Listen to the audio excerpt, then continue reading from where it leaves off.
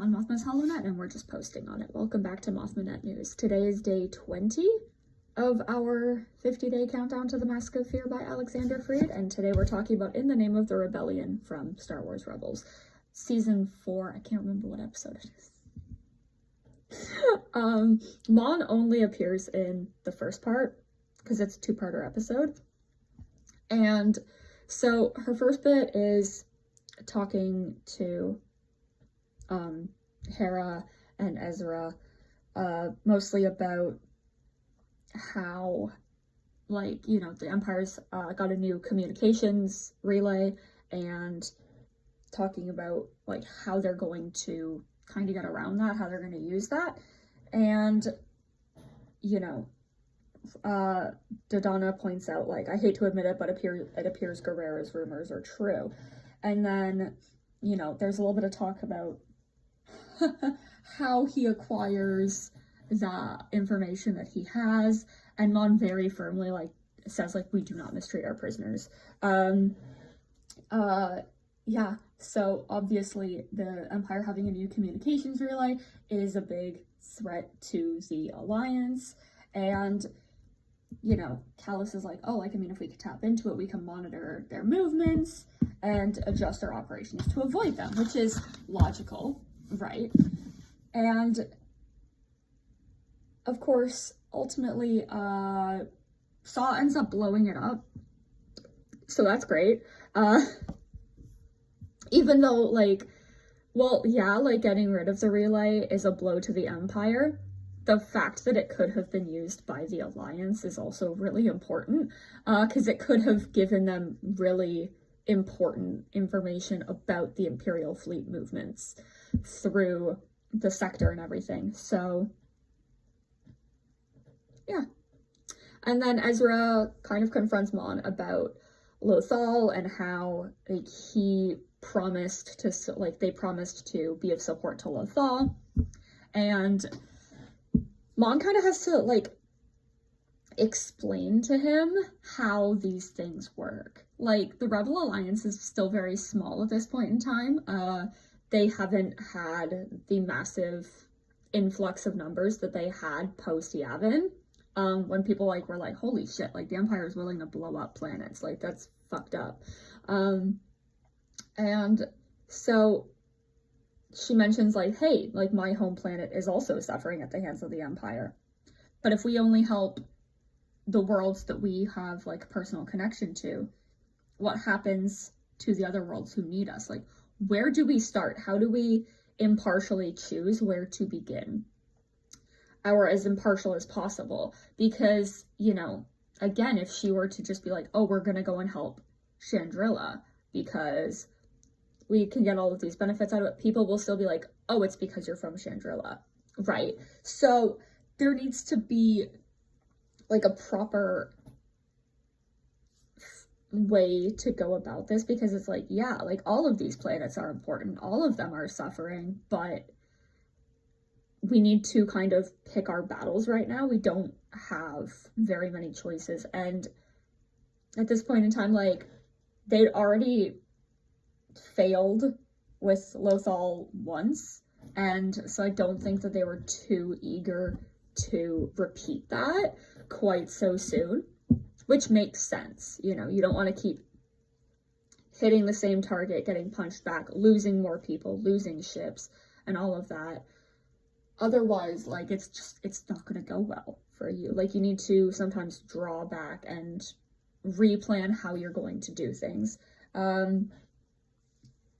So, yeah. And I think Ezra kind of understands, even though, like, yeah, his heart is with Lothal, as it should be, but he knows, like, hey, yeah, there's, like so many worlds that are in need right now. We can't just choose one. And it's a tough decision. It's really, like, an impossible decision at the end of the day, because, you know, it's sort of a lose-lose, because if you don't help, you lose important allies, and if you do help, you risk alienating other people who perceive their need to be greater, right? Like, helping Lothal would have been great, But then you have people on, say, Onderon or Ryloth, both other planets that Mon listed, being like, well, I mean, we're also being enslaved by the Empire. Do we not matter? So you need to find that balance, especially when you are the leader of such a small, like, relatively compared to the size of your enemy, you are still very small. And then the other scene that Mon is in, there's a hologram of Saw that appears on the Rebel base, and he fully, like, he kind of is like, hey, like, I tried to warn you about the Jalindi relay. You ignored me. You're paying the price, and you're not planning on destroying it, right?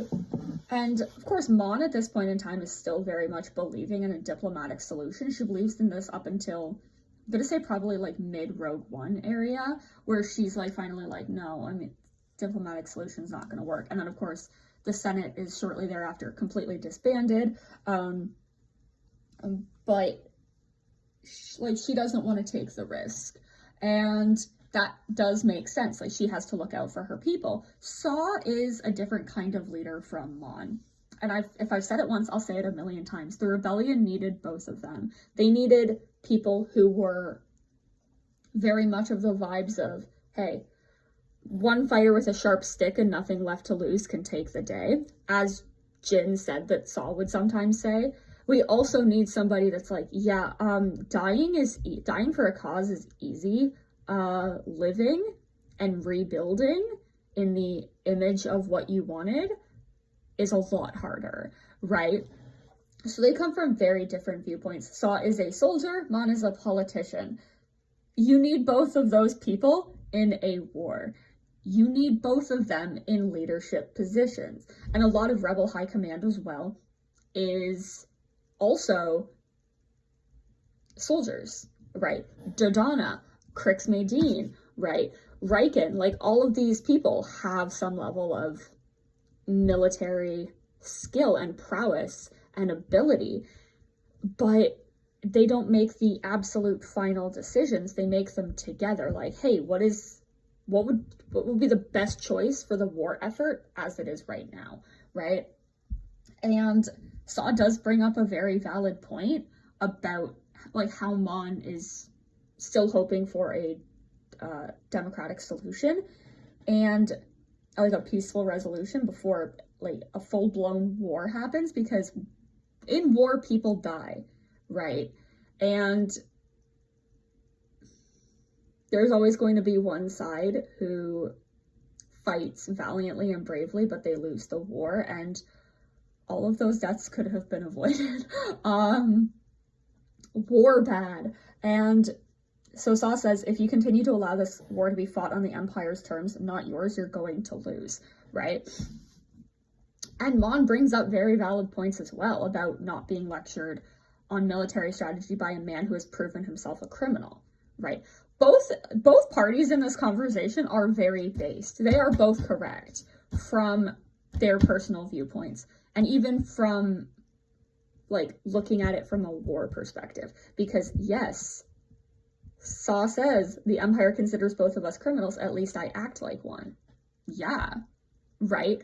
Whereas Mon, because she hopes to see a future where she can restore the Republic and rebuild it, it's likely that she probably thinks that she might have some sort of leadership role in that. She, even though she's been branded a criminal and a traitor and all of these things, and she's in exile from the Empire, she still needs to maintain some of her reputation that she had in the Senate, in the Republic, because nobody with a brain would ever want a proven criminal to be their leader. Right?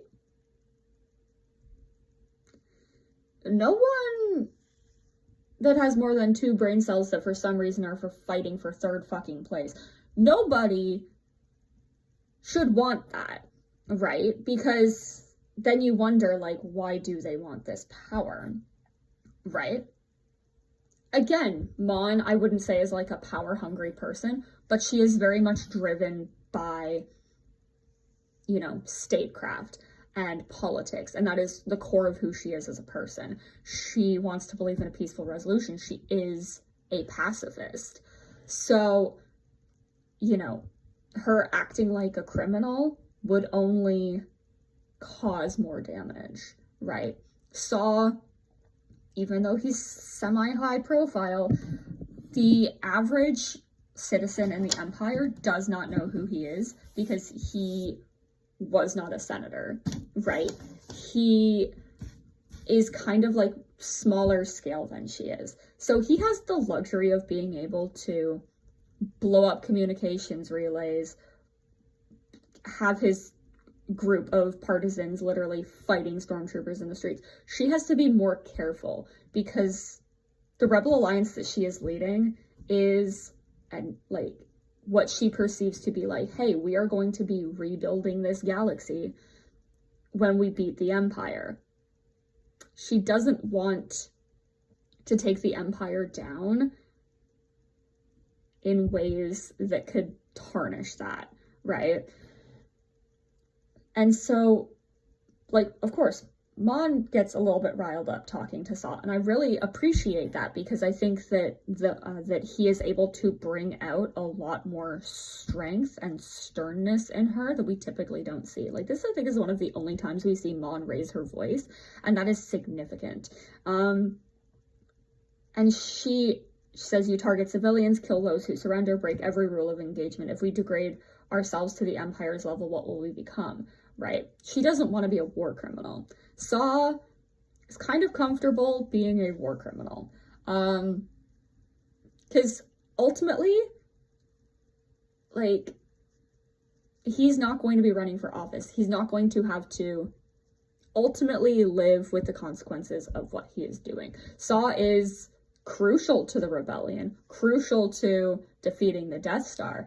And by the time we get to Rogue One, they are willingly, they're like, we need to, like, yeah, like, Saw doesn't trust us anymore, but we need to kind of get him on our side with this because we need this information. And I think at the end of his life, the fact, like, he gives the information that Jyn needs to her for the rebellion because he realizes, like, we're all on the same side. We may not have perfect one-to-one visions on how the galaxy should be, right? Like, the Empire sucks. That's the number one thing we agree on. We just don't agree on how to handle that. And that's also very important for democracy as well. Like, the fact that Saw is able to disagree with the Rebel Alliance is very important, because that sort of thing would not be able to happen in the Empire. And so Saw is like, you know, there she is. That's the leader the rebellion needs. Where's that fire, that passion when your people need it most? I hope, Senator, after you've lost and the Empire reigns over the galaxy unopposed, you will find some comfort in the knowledge that you fought according to the rules, right? And that feels very much like, he's like, you have this fight in you. You can't just give up and pretend that, you know, fighting by the rules is going to be the reason that you win. And ultimately, it isn't. Because, you know, I think she realizes a lot of flaws within Rebel High Command during Scarif, because, you know, they needed that operation. Jyn went and did it. She was like, sure, you're telling me not to do this. This is what needs to be done. And like, it ended up being literally critical for them, right? Because they would have lost a lot more than just Alderaan. There's another work that I'm probably not going to talk about in the countdown to the Mask of Fear, but I can't remember which book it is. I think it's, is it Moving Target? I don't remember. But Mon is literally like, hey, yeah, there's a list that we also got a hold of what planets are on the list to be destroyed by this second Death Star, and Chandrila is on it. And my partner brought up a really interesting point, because we were talking about Saw, And he knows, like, Chandrilla's my favorite planet, Mon Mothma's my favorite character. And he's like, you know, in some roundabout way, Saw Gerrera saved Chandrilla. And, like, I instantly got what he was saying, and I was like, yeah. Because it was his paranoia and his actions that ultimately, like, destroyed the first Death Star. And if they hadn't done that, yeah, Chandrilla would have been destroyed, and Mon Cala would have been destroyed, several other planets would have been destroyed. And that would kind of go a little bit more into that in Contingency Plan by Alexander Freed from the first From a Certain Point of View book. But I think it's hilarious. And because he just brought that up in the car. He was like, you know, Saw Gerrera saved Chandrilla. And I'm like, you know, sometimes I will joke with him, be like, oh, like, you know, Saw, like, oh, whatever, right? But that is fully me ribbing. Like, I have nothing but respect for Saw Gerrera and his fight, because it is so different from Mon's, and I do believe that in their hearts they had a deep amount of respect for the other, even though they didn't understand exactly the other party's fight. So yeah. So tomorrow is day 21 of the countdown, and I think we're talking about Rogue One, maybe? I don't remember. I don't have my tablet out today. This was one of those ones where I didn't go with a script because I wanted it to feel more organic. Because I'm trying to balance that. I'm trying to have some that are fully scripted, some that are partially scripted, some with just notes, some with literally just me being like, hey, these are the things that are said. Go off of that, because I need to basically figure out how long I can yap about various subjects. So I'll see you day 21 for the Mask of Fear countdown, which will be tomorrow.